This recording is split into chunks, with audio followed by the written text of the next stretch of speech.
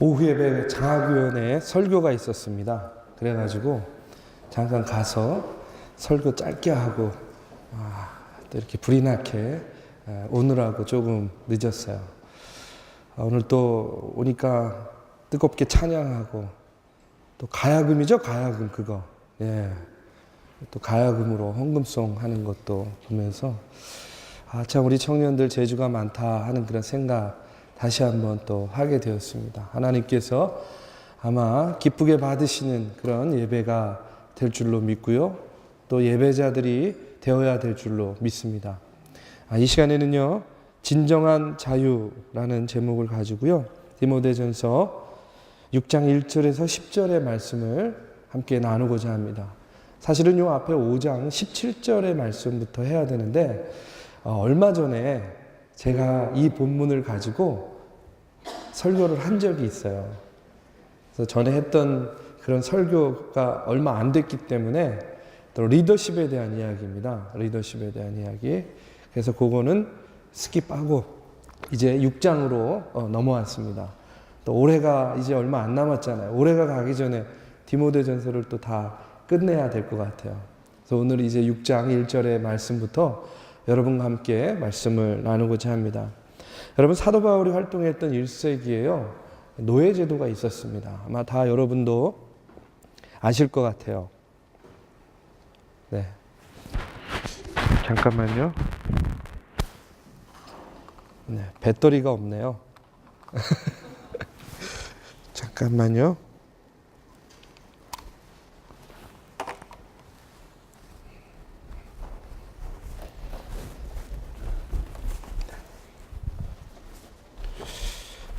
할렐루야. 할렐루야. 네. 어색해. 찬양 하나 할까요?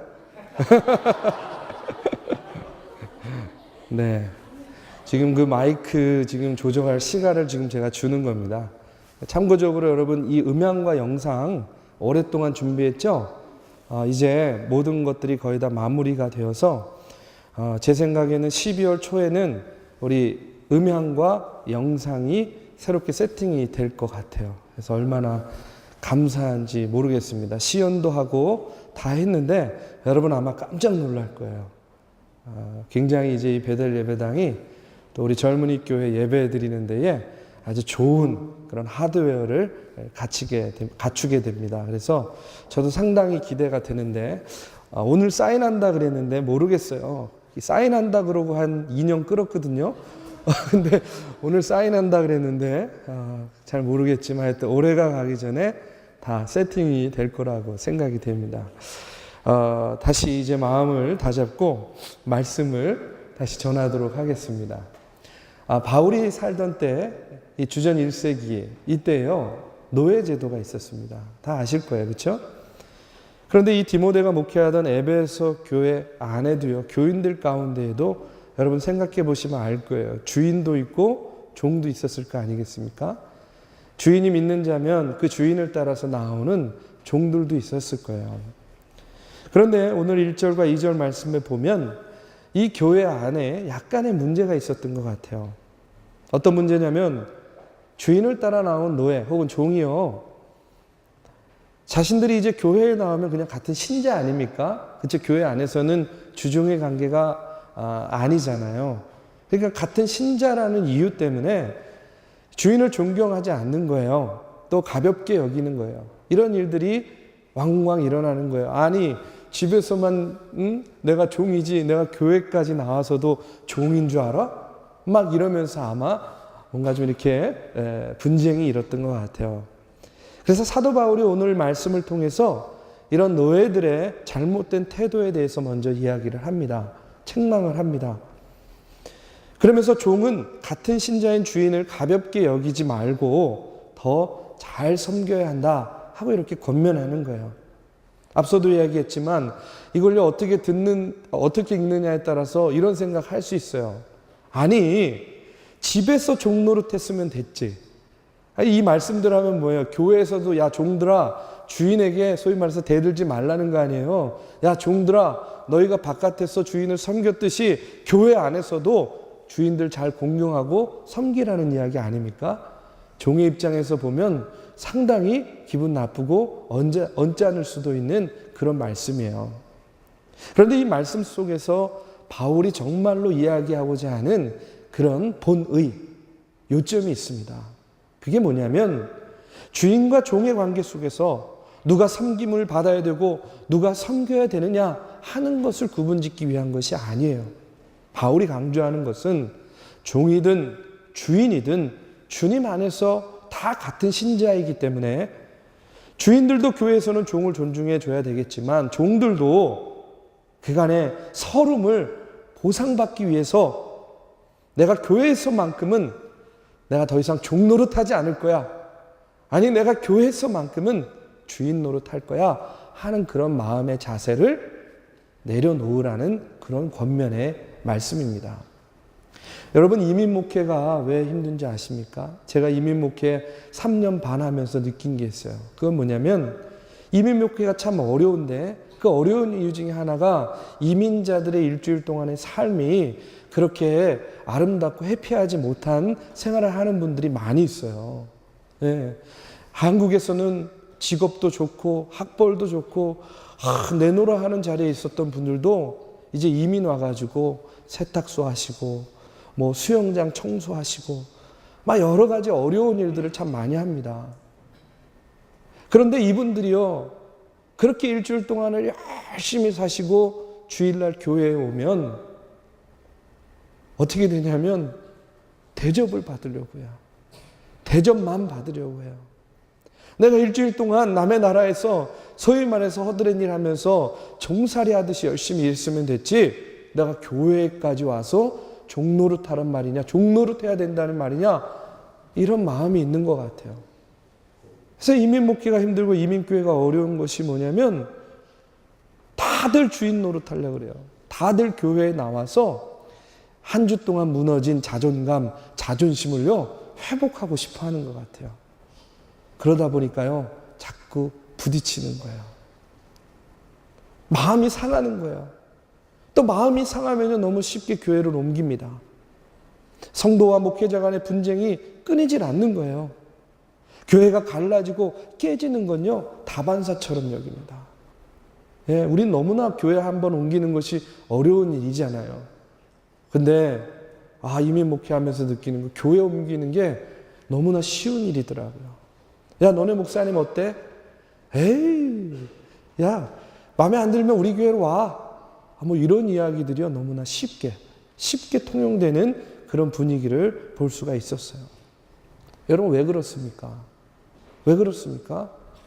종이 되기보다는 주인 되기를 원하기 때문에 그런 거 아니에요? 존중하기보다는 존중받기만을 원하는 마음 때문 아니냐고요. 오늘 바울은 에베소 교회 교인들에게 권면합니다.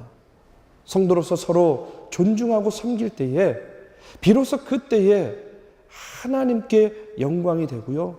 사도들의 이름에 영광이 되고요.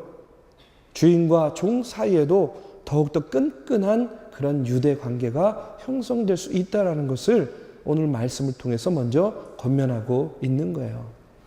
여러분 교회에 와서는요. 우리가 주인 되길 원하는 것이 아니라 하나님의 종된 삶을 살아야 될 줄로 믿습니다. 여러분 우리가 죄의 종노릇하면서 사는 것은요. 잘 의식하지 못하고 어떨 때는 마땅한 것처럼 생각하는데 우리가 하나님의 종노릇하는 것에 대해서는 너무 둔감할 때가 많이 있어요. 목사가 제일 문제죠. 맨날 하나님의 종이라고 이야기하면서 종의 자리에 있는 목사가 얼마나 있습니까? 그렇죠? 부끄럽고 회개하는 마음으로 이 시간 먼저 여러분들에게 말씀을 전하는 겁니다. 목사든 성도든 누구든 누구나 할 것 없이 교회에서는요. 하나님의 종노릇하는 그런 종의 마음으로 믿음의 교회를 섬기고 성도들을 섬겨야 될 줄로 믿습니다. 오늘 바울은요. 그와 같은 것을 이야기하고 있는 거예요. 이어서 3절에서 5절 말씀에 보면 그 당시에 에베소 교회를 혼란으로 몰아넣었던 거짓 교사들에 대해서 또 이야기를 해요. 여러분 거짓 교사들에 대해서는 디모데전서 강의하면서 여러 번 이야기했죠. 제일 여러분 그래도 기억에 남는 이야기가 뭡니까? 거짓 교사들이요, 에베소 교인들에게 허탄한 이야기들을 가르쳤어요. 그 중에 대표적인 게 뭐예요? 음식에 대한 이야기요. 그렇죠? 먹지 말으라 하는 것이죠. 그 다음에 또 하나는 뭐예요? 결혼하지 말라는 거예요. 혼인하지 말라는 거예요. 이런 허탄한 교설들을 그들이 가르쳤습니다. 이에 대해서 오늘 바울은요, 이렇게 이야기해요. 누구든지 다른 교훈을 하며 바른 말 곧 우리 주 예수 그리스도의 말씀과 경건에 관한 교훈을 따르지 아니하면, 이렇게 이야기하는 거예요. 누구든지 경건은 그 교훈을 따르지 아니하고 허탄한 말을 따르면 결국 안 된다는 거예요. 그 결과는 뭐라고 이야기하냐면 4절에서 5절 말씀에 나와 있습니다. 우리 같이 한번 봉독해 보겠습니다. 함께 봉독합니다. 자, 시작. 그는 교만하여 아무것도 알지 못하고 변론과 언쟁을 좋아하는 자니 이로써 투기와 분쟁과 비방과 악한 생각이 나며 마음이 부패하여지고 진리를 잃어버려 경건을 이익의 방도로 생각하는 자들의 다툼이 일어나느니라. 거짓 교사들의 이야기를 쫓고요, 허탄한 이야기를 쫓게 되면 그 결과로 어떤 일이 벌어지냐면 오늘 4절 5절 이 말씀과 같이 교만하여서 아무것도 알지 못해요. 언쟁을 좋아해요. 그러다 보니까 싸움이 일어나죠. 분쟁이 일어납니다. 생각이 악해지고 내 마음이 강팍해지는 거예요. 결국은 어떻게 되느냐? 진리를 잃어버리게 되고 경건을 이익의 방도로 생각하게 된다는 겁니다. 여러분, 여기서 중요한 말이 바로 이 말씀이에요. 경건을 이득의 수단으로 생각하는 사람이 된다는 거예요. 경건을 이득의 수단으로 생각한다는 거예요. 하나님의 진리에 붙들린 것이 아니라 어떤 세속적인 것들, 세속적인 이득을 얻기 위해서 경건으로 포장만 한다는 그런 이야기입니다. 그러다 보니 어떻게 돼요? 끝없는 알력이 생기죠. 갈등이 생기죠. 하나님의 이름으로 모인 곳에 정작 하나님은 없어요. 자신들의 교만과 분쟁과 다툼, 이런 것들로만 가득 차게 된다는 거예요. 다시 말하면 여러분, 겉은 경건한 것처럼 보이지만 속은 뭐로 가득 차냐? 탐욕으로 가득한 그런 사람들이 된다는 이야기. 여러분, 절대요 경건을 이익의 방도로 생각하는 사람들이 되지 않기를 주님의 이름으로 축원합니다. 예수 믿으면서 가장 불행하고 불의한 사람이라고 저는 생각해요. 예수님의 이름을 앞세우고 자신의 유익을 도모하는 자, 정말 불행한 사람입니다. 불행한 자들이에요. 경건을 통해서 자신의 세상적인 유익을 얻으려는 자, 정말로 불행한 사람입니다. 여러분, 그런데 6절 말씀을 보면 이런 말씀이 있습니다. 우리 한번 같이 읽어보겠습니다. 자, 시작. 그러나 자족하는 마음이 있으면 경건은 큰 이익이 되느니라.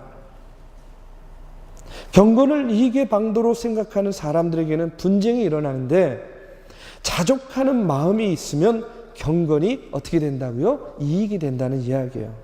여러분, 자족이라는 말이 뭡니까? 어떤 소유가 있어요. 그런 것들로부터 내가 초연한 거예요. 마음이 흔들리지 않는 거예요. 자유로워지는 겁니다. 바울은요, 자족에 대해서 오늘 7절에서 8절 말씀에 또 이렇게 이야기를 하고 있어요. 우리 함께 같이 읽어보겠습니다. 자, 시작. 우리가 세상에 아무것도 가지고 온 것이 없음에 또한 아무것도 가지고 가지 못하리니 우리가 먹을 것과 입을 것이 있은즉 족한 줄로 알 것이니라. 여러분, 이것이 자족이라는 거예요. 자족이 무엇입니까? 인생은 빈손으로 왔으니 빈손으로 떠난다는 사실을 내가 깨닫고 아는 것이에요. 인간이 아무것도 가지지 않은 채 태어났듯이 아무리 많은 소유를 내가 축적하고 있을지라도 결국은 어떻게 된다고요? 빈손으로 떠날 수밖에 없다라는 사실을 깨닫는 것. 여러분, 이것이 바로 자족하는 마음이라는 겁니다. 지금 우리가 이 땅에서 누리고 있는 우리의 소유는 궁극적으로는 누구의 것이에요? 하나님의 것입니다. 하나님께로부터 온 것이에요. 우리는 그것을 잠깐 맡고 있는 청지기에 불과합니다. 이와 같은 사실에 대해서요, 욥은요 이렇게 고백합니다. 욥기 1장 21절의 말씀에 보면 욥이요 이렇게 이야기해요. 이르되 내가 모태에서 알몸으로 나왔사온즉 또한 알몸으로 그리로 돌아갈지리라. 주신 이도 여호와시요 거두시는 이도 여호와시니 내가 여호와를 찬송하리로다. 욥의 고백이에요. 욥은 바로 그와 같은 사실을 분명하게 알고 있었어요. 우리는 알몸으로 왔다, 알몸으로 가는 존재예요. 우리가 이 땅에서 누리는 모든 것들의 주인은 하나님이라는 사실입니다. 우리는 잠시 잠깐 이 땅에서 맡고 있는 청지기에 불과하다는 거예요. 이러한 진리를 깨우친 사람은 먹을 것, 입을 것 있으면요 그것으로 만족할 줄 알아요. 적어도 의식주라는 인간의 기본적인 생활이 충족되면 그것으로 자족할 줄 안다는 그런 이야기입니다. 그러나 믿음과 경건을 빙자해서 자족하지 못하고 경건을 가지고 자신의 유익의 수단으로 삼으려는 사람은 어떻게 됩니까? 결국엔 믿음의 길을 떠나서 파멸할 수밖에 없는 겁니다.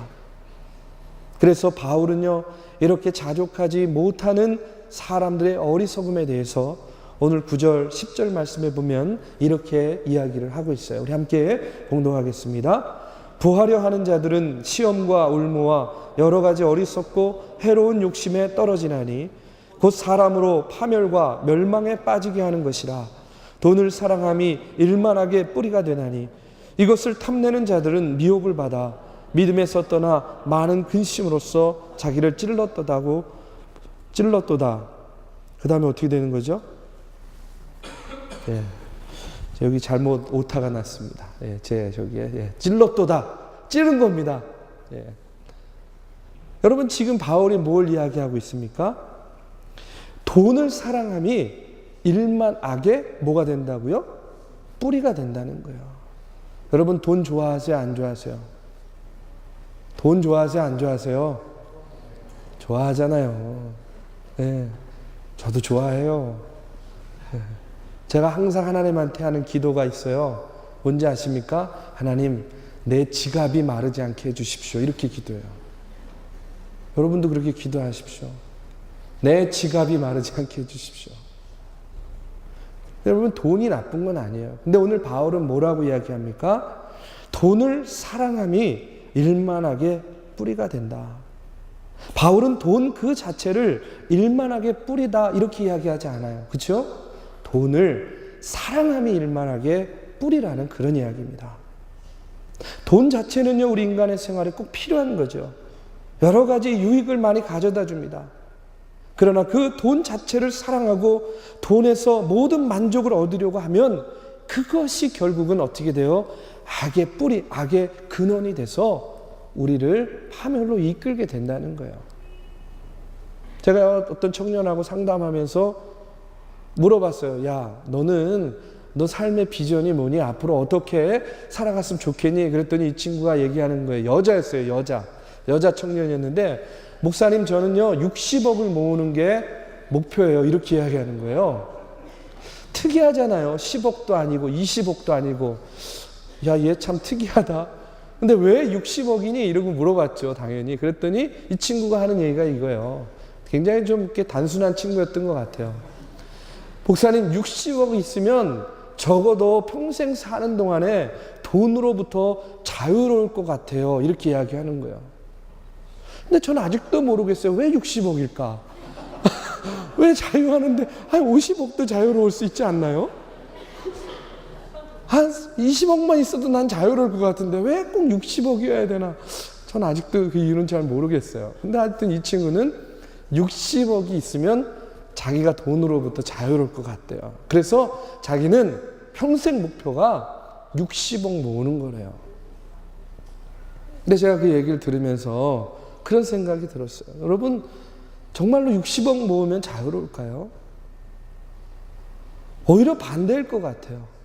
저는요 60억만큼 자유롭지 않을 것 같아요. 60억만큼 안 자유로울 것 같아요.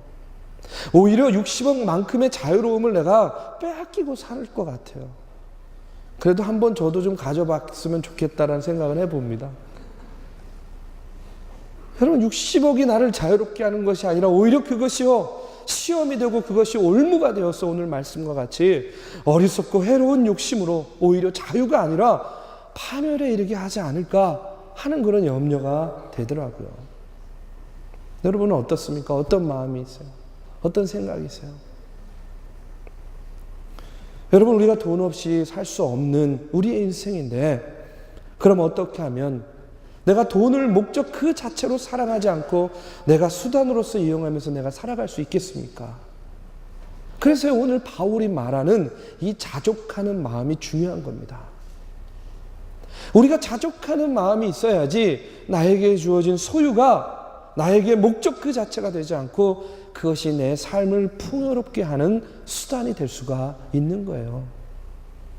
그리고 그 자족하는 사람에게 경건에 큰 이득이 주어진다는 그런 이야기입니다. 여러분 이제 말씀을 정리하도록 하겠습니다. 여러분 오늘 본문 말씀은요 3가지의 주제를 이야기하고 있어요. 첫 번째가 뭡니까? 노예에 대한 가르침. 두 번째가 거짓 교사들에 대한 가르침입니다. 또 세 번째는요 돈에 대해서 이야기를 하고 있어요. 여러분 먼저 주인과 노예의 관계를 다시 한번 생각해 보시기 바랍니다. 노예가 자기와 마찬가지로 주인이 기독교 신자가 되었다고 해서 함부로 오만불손하게 대해서 되겠습니까?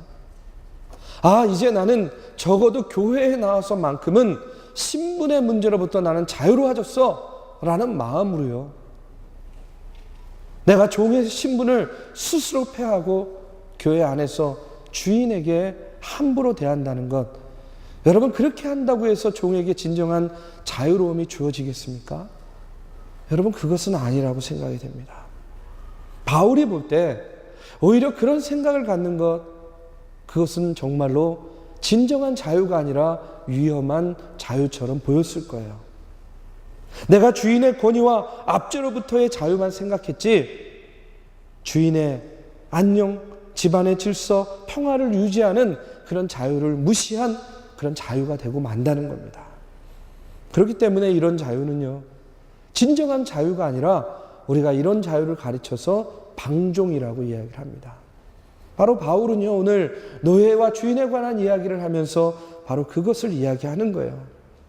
너희가 예수 그리스도 안에서 얻는 진정한 자유는 주인을 내가 함부로 대하는 것이 아니라 더 존경하고 더 잘 섬길 때에 진정한 자유로움을 누릴 수 있다라는 겁니다. 진정한 자유는 그렇기 때문에 존경과 섬김에 있다. 바로 이것이요 오늘 바울 사도가 우리에게 주는 첫 번째 교훈인 거예요. 갈라디아서 5장 13절 말씀에서 바울이요 이렇게 이야기합니다. 형제들아 너희가 자유를 위하여 부르심을 입었으나 그러나 그 자유로 육체의 기회를 삼지 말고 오직 사랑으로 서로 종노릇하라. 내가 사랑으로 종이 될 때 내가 사랑으로 종노릇할 때 진정 거기에 자유로움이 있는 거예요. 그럴 때 진정 자유함을 누릴 수가 있는 겁니다. 바로 이것이요 기독교 신앙의 역설인 거예요. 종이 되고 섬김으로 내가 오히려 자유로움을 누릴 수 있는 것. 여러분 이것이 바로 우리가 믿는 기독교입니다. 여러분 이것이 바로 우리가 믿는 예수님이에요. 바로 그와 같은 자유로움. 오히려 종되고 섬김으로 내가 누리는 그 자유로움이요. 오늘 저와 여러분의 자유로움이 되기를 바랍니다. 두 번째로 거짓 교사들에 대해서도 여러분 다시 한번 생각해 보십시오. 에베소 교회 안에 난립했던 이 수많은 거짓 교사들 오늘 이 시대에도 여전히 존재하고 있어요. 여러분 종교의 자유라는 이름으로요 수많은 종교들뿐만 아니라 기독교 내부에서조차도요 수많은 교파들이 얼마나 치열하게 경쟁하고 있습니까? 그렇지 않습니까? 수많은 종교들, 수많은 교파들이요 오로지 자기들의 가르침이 최고다라고 하면서 많은 사람들을 유혹하고 미혹하죠. 그런데 대부분의 종교들이요 오늘 말씀에 나오는 것과 같이 신앙과 경건을 이득을 위한 수단으로 삼는다는 거예요. 정말로 그 사람에 대한 구원에 대한 관심이 아니에요. 정말로 긍휼히 여기는 누군가를 구원시키기 위한 그런 절절한 희망이 아니라는 거예요. 오로지 자신들의 이득을 위해서 경건을 포장해서 자신들의 세를 불리고 자신들의 이득을 취하기 위해서 거짓 이야기들, 거짓 복음을 전하고 증거한다는 겁니다. 여러분, 그렇기 때문에 우리가 믿음 안에서 정말로 자유롭기 위해서는요, 하나님의 말씀을 온전히 깨닫고 알아야 됩니다.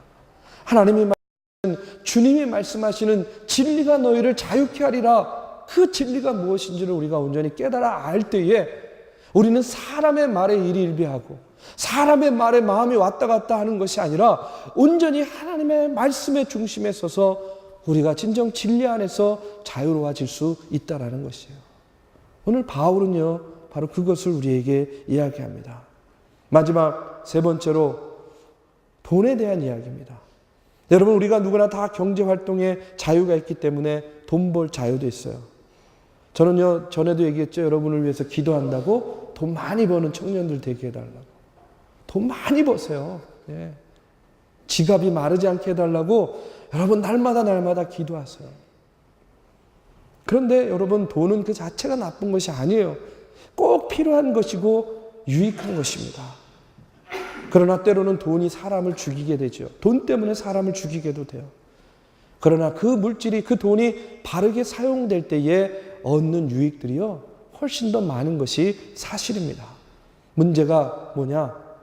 돈이요, 어디까지나 수단이 되어야지 그 돈이 목적이 되어서는 안 된다는 거예요. 그렇기 때문에 우리가 청년의 때부터 돈에 대해서 어떤 태도를 갖느냐, 여러분, 이것이 굉장히 중요합니다. 바른 가치관을 가지고 여러분 돈을 바르게 사용하고자 하는 여러분 의지가 너무나 중요한 거예요. 여러분, 어떤 사람이요 11조 생활을 했더니 사업이 엄청나게 번창했대요. 그런데 점점 더 많은 돈을 벌게 되니까 문제가 생겼어요. 어떤 문제냐면 온전한 11조를 잘 못하는 거예요.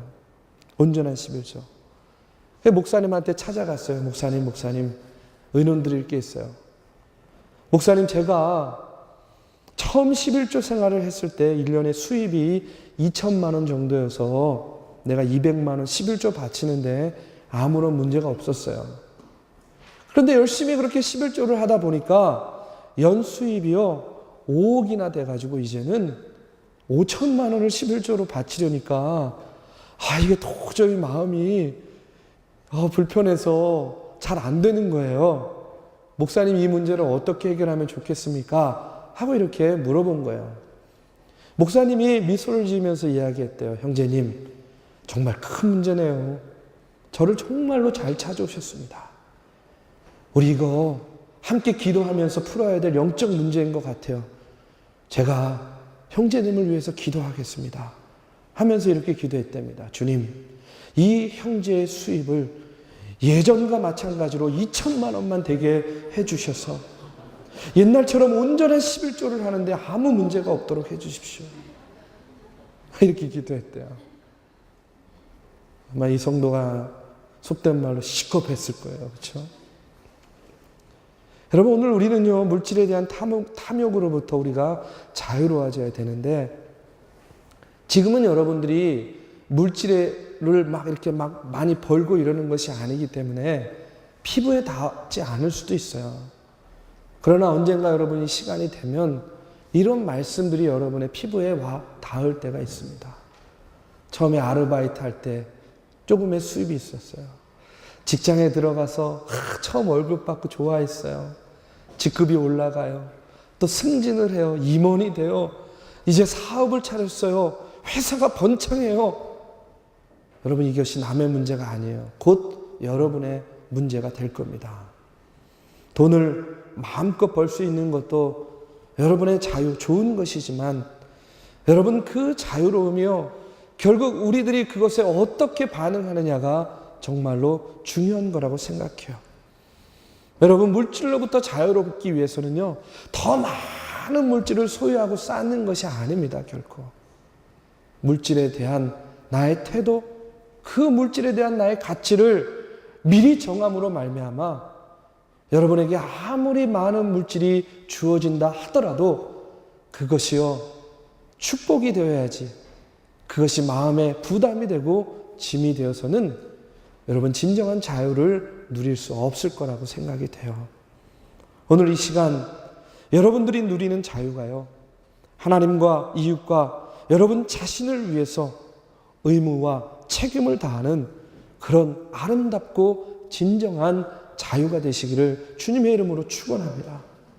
여러분, 진리가 여러분을 자유롭게 하십니다. 하나님이, 예수님이, 성령님이 여러분의 삶 가운데서 여러분을 자유롭게 하시는 분이라는 사실을 여러분 꼭 기억하시고 믿으시고 그 진정한 자유로움 가운데 청년의 때를 보내시기를 주님의 이름으로 축원합니다. 이 시간에 우리 함께 찬양하고 기도하는 시간 갖겠습니다. 여러분, 지금 우리 릴레이 금식기도 하고 있어요. 혹시 내가 깜빡하고 굶어야 되는데 밥 먹은 사람 있어요?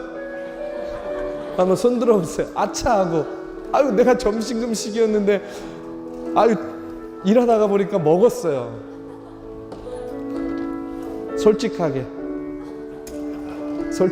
없습니까? 네. 괜찮습니다. 네, 괜찮아요. 여러분, 우리가 금식하는데 목적이 있는 게 아니잖아요. 기도하는데 목적이 있는 겁니다. 내가 함께 금식하고 한 번 기도하는데 목적이 있는 게 아니에요. 40일 같이 영적으로 통하면서 기도하는데 목적이 있잖아요. 궁극적인 목적은 뭐냐? 기도가 습관이 되게 하는 겁니다. 아침에도 점심에도 저녁에도 기도가 내 습관이 되게 하는 것. 여러분, 같은 거 40일 정도 반복하면 몸에 배지 않습니까? 바로 그것이 우리가 릴레이 금식 기도를 하는 진정한 목적이에요. 저는요, 여러분이 청년의 때부터 기도가 습관이 되기를 간절히 원합니다. 우리가 호흡하듯이 기도하고요, 우리가 밥을 먹고 식사할 때처럼 우리가 그렇게 기도하지 않으면 내 영의 양식이 채워지지 않는 그런 갈급함을 갖게 되기를 간절히 바랍니다. 릴레이 금식 기도를 통해서 여러분의 개인의 기도의 제목도 또 응답받게 될 줄로 믿습니다. 공동체의 기도의 제목도 응답받게 될 줄로 믿습니다. 이 시간에 그런 마음을 가지고 또 오늘의 말씀을 생각하면서 하나님, 내가 영적으로 자유롭게 하여 주시옵소서. 내가 하늘에 매인 것들이 풀릴 때에 내가 이 땅에 매인 것들도 다 풀어지는 그런 역사가 있게 해 주시옵소서. 우리 함께 다 같이 찬양하고 기도하는 시간 갖겠습니다. 자리에서 일어나셔서 우리 함께 찬양하고 기도하겠습니다.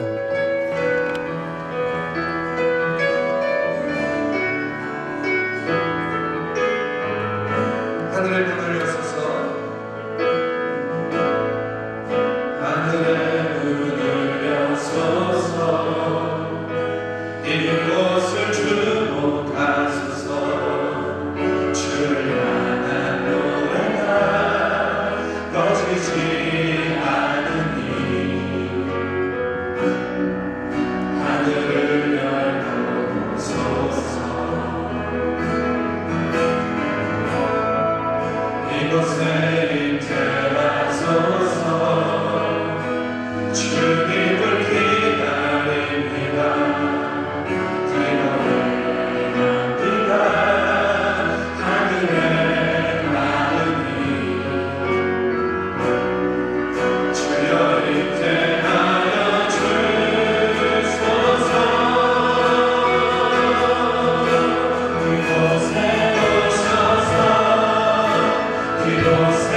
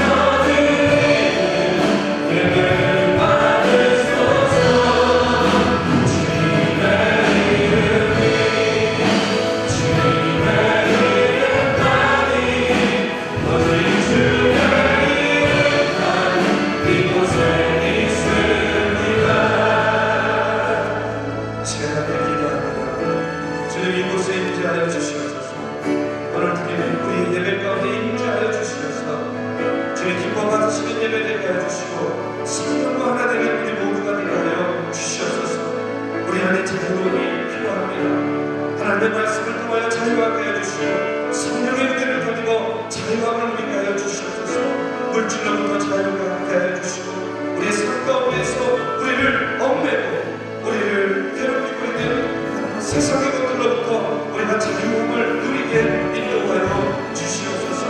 우리 기도를 통하여 하나 되기를 원합니다. 영적으로 소통하기를 원합니다. 오늘 우리의 기도를 들어주시고 또한 응답하여 주셔서 늘 영으로 하나 되는 우리 주님의 교회가 되게 하여 주시옵소서. 이 시간 함께 기도할 때에 주의 성령께서 함께 해 주실 줄로 믿습니다. 함께 기도하겠습니다.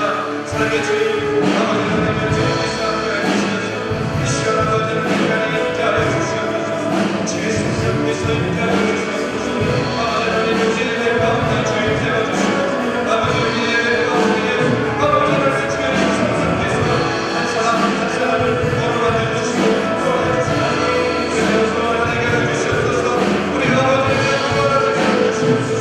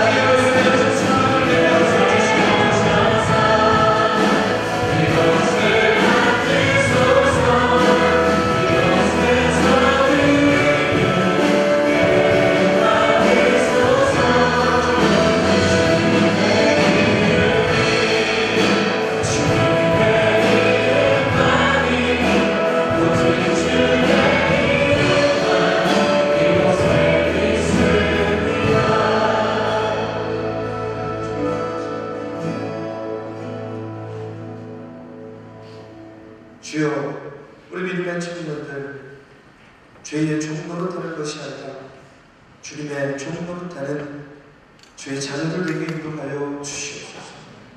교회의 주인은 우리 주님이심을 우리가 너무나 잘 알고 있습니다. 우리가 이 교회의 주인 되려고 하지 않게 하시고 주인된 주님의 종이 되고자 헌신하는 귀한 믿음의 청년들 되게 하여 주시옵소서. 우리의 마음과 우리의 영혼을 흐트러뜨리는 악한 영들의 유혹과 미혹이 있습니다. 우리의 마음, 우리의 생각을 지켜나가게 하여 주시고 하나님의 말씀을 붙잡고 말씀 안에서 자유로운 그런 영혼들이 되게 인도하여 주시옵소서. 아버지는 물질로 인하여 청년의 때부터 분구하지 않도록 주님 인도하여 주시옵소서. 저들의 지갑이, 저들의 주머니가 마르지 않게 주님 물질로 채워주시고 인도하여 주시옵소서. 그러나 진정한 우리의 행복은 우리 소유가치에 있는 것이 아니라 바로 우리가 어떠한 존재인지를 아는 존재의 가치에 있음을 기억하게 하여 주시고 주신 것도 여호와시고 거두시는 것도 여호와심을 인정하고 아버지 안에 주신 것들 가운데에 하나님을 위하여 쓰고자 하는 그런 마음들을 우리가 먼저 갖게 인도하여 주시옵소서. 이제는 우리 구주 예수 그리스도의 은혜와 살아계신 하나님의 역사하심과 성령님의 감화 감동 교통하심이 오늘도 주의 전에 나와 신령과 진정으로 예배드리며 아버지 하나님의 진리 안에서 자유함을 누리기를 다짐하고 또 날마다 금식하고 기도함으로 영으로 하나 되기를 위해 힘쓰고 노력하는 사랑하는 전국의 청년들 머리 위에 이 이제부터 영원까지 함께하기를 간절히 축원하옵나이다. 아멘.